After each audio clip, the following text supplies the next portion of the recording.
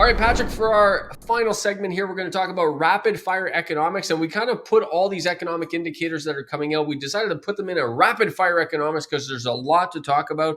So I think first and foremost, I'm going to start with the kind of the weirdest one of them all, which is concrete prices, Patrick. Concrete prices are kind of going through the roof, which is fascinating. Well, it is. It is really interesting to see that concrete prices are going up. But I think this speaks to why some developers and builders are starting to slow things down. They're tapping the brake.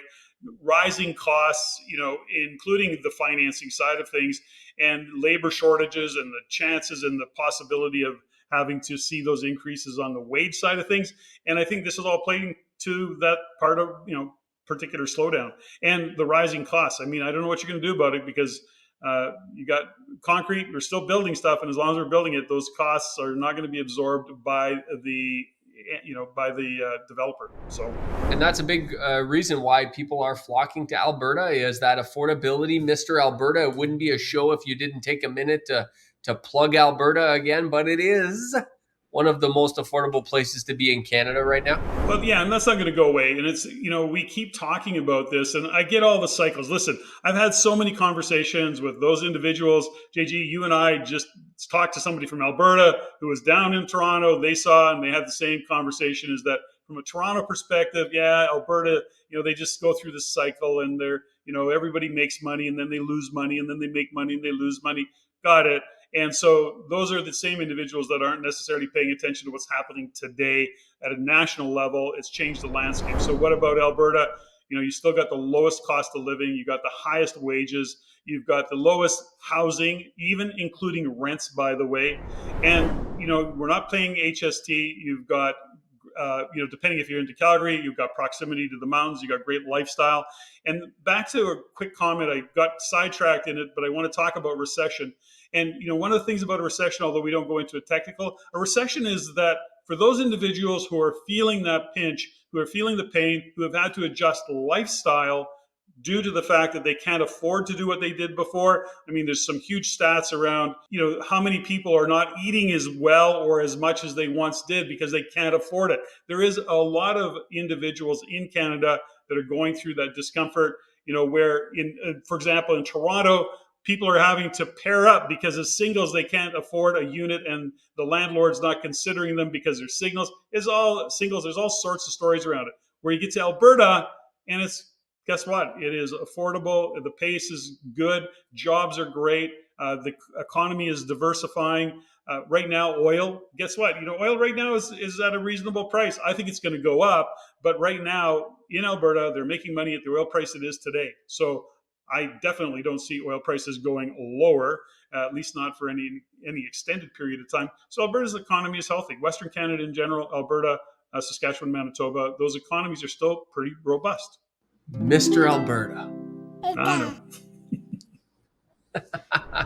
Let's talk about, Patrick, housing completions. We got this kind of cool graph. Maybe you want to take us through it in terms of housing completions. Fraser Institute put this out.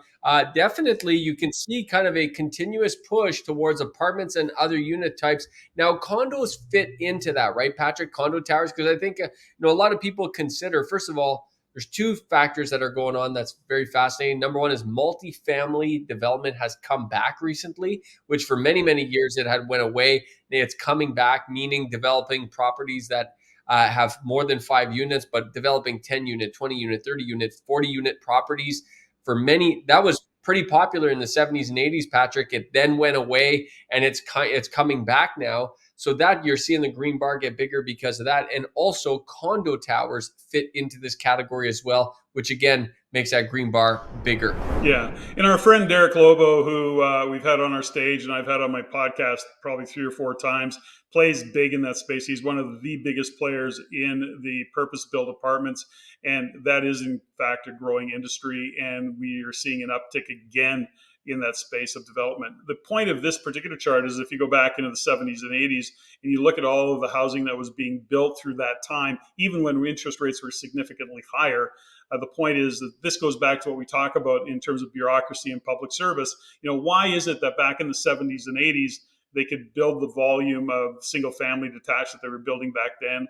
And at the end of the day, it was really the shift from then to what it is today in terms of zoning and NIMBYism and all of the things that are getting in the way of development.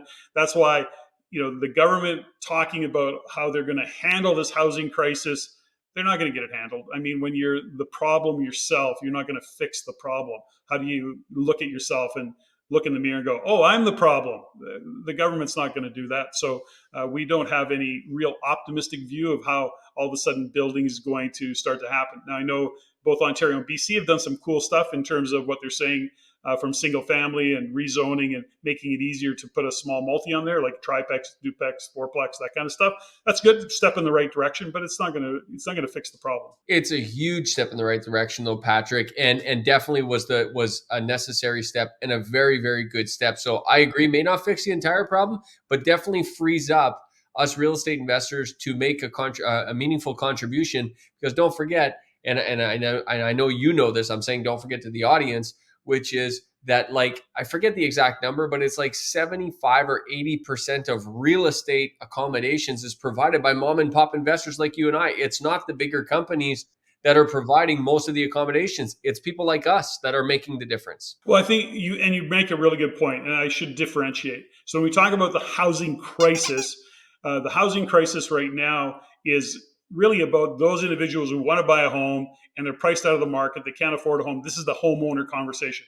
To your point, the changes that governments put in place are huge changes from a rental housing provider perspective, and for individuals who need to rent accommodations because they can't get into the housing market.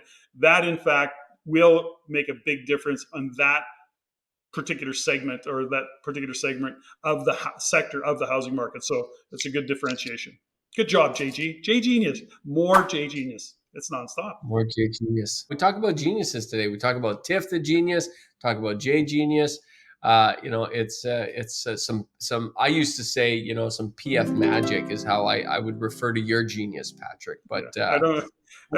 I haven't been feeling very magical these days. But anyways, carry on. hey, listen, we're done with the show, by the way. But I have a question for you.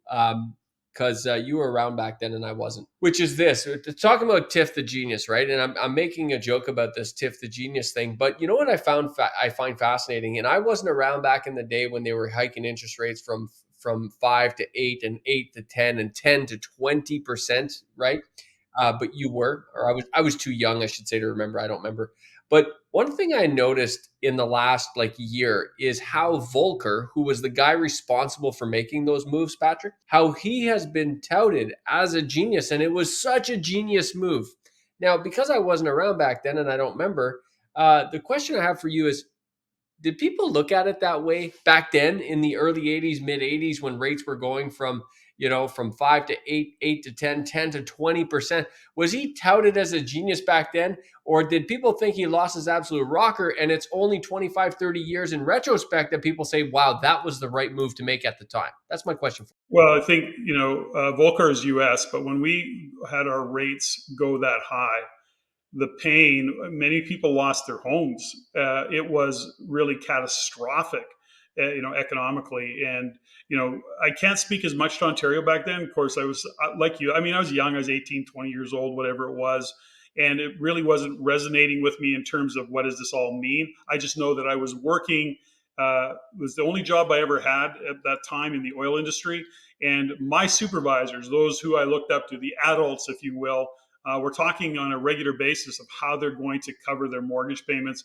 And some of them were fighting to keep their homes and doing all the rest. So there's a lot of pain that goes on in there. And so as much as it was a great move, perhaps they crushed the economy. A different time. I think we've got to be cautious about comparing because it just was a different time. We look at these conversations all the time that, some boomers go, yeah, it was like 18%. Well, that's true. But you were paying 3 times your income for a house. Now it's 7, 8, 10 times income for that, to have a home. So there's an imbalance and there's not really a fair comparison of then to then, I guess is my kind of view of it. That's fair. I mean, the point of it is not that I'm trying to compare what just happened or what's happening to the 80s. That's not my intention. My intention is to show how, in retrospect, people call him a hero now, or a genius for making those tough decisions back then. But this is 30 years later, and that's why I call Tiff the Genius, because I'm just saying that in the future he will be touted as a genius for the moves he's made. Uh, No, listen. I'm going to make sure that just I'm going telling to you, be bud. Just telling you. I'm not saying I think he's a genius. I'm just telling you that he will be touted as a genius. You wait and watch. They will write books about him. No, they won't. Hey, that's not. Are you kidding me right now? They'll write books about him. They'll throw books at him, but they won't. Oh my gosh, write books. I got a live one. I got a live one. Oh my gosh, they'll write a book about him already. If you like what you learned here, go to the description below and subscribe for our free Insiders newsletter, where you can also stay up to date for our upcoming events and our courses. If you want to see more stuff like this, click here. If you want to see the entire show, click there.